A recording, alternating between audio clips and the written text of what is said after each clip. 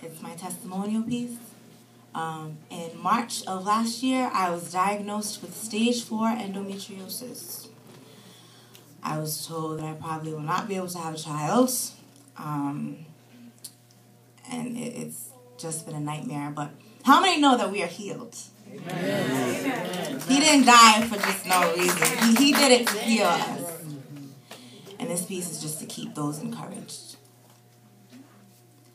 Fear preys on fragile faith, cloaks our spirits temporarily enough to sweat through the pores of our imaginations. Droplets of distress explode into shadows, eclipsing every possibility, every optimistic conception. Liberated thoughts become entangled by oodles of chains that will eventually end with knots in your stomach. Allowing ourselves to become physically paralyzed by an emotion we have full dominion over. Your breakthrough.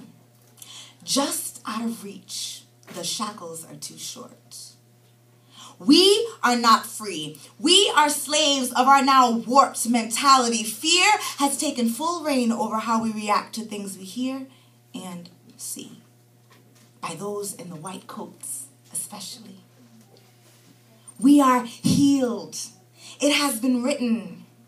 Yet, fear loves to tango with doubt, which can also dictate how we see and what we believe and how we receive information given by those who lead you to question faith and what that is, and if you have it, and how do you get it, and do I need it?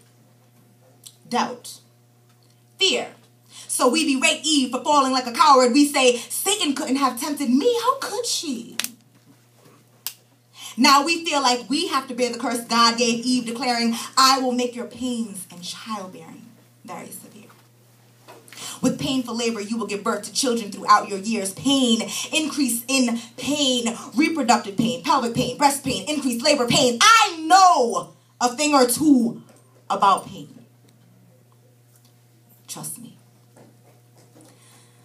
The doctors say I have endometriosis stage 4, a devastating disease of the female reproductive system, one that over 176 million women are accounted for. Nobody wants to be a mommy more than me. But because my lesions are so deep, and because my right fallopian tube only trickles out the liquid they gave me, they say my chances of being able to conceive. But see, I worship Jehovah Nissi, who gave his life to save us from sins and heal our bodies. It's in the book of Matthew, Mark, Luke, John, and Isaiah through his prophecies. Yes, my God is the healer who has the final say, so these doctors can keep their evidence away from me. Reproductive organ pain, pelvic pain, breast tissue deformity. Is this a lump? Presently, your natural first instinct, fear. Right there. With its whips to keep you hypnotized by ear as Satan whispers the same question over and over. Panic interferes. What if? What if? What if? What if you believed in God the same way you believe your heart will keep beating long enough for you to hear me finish this piece?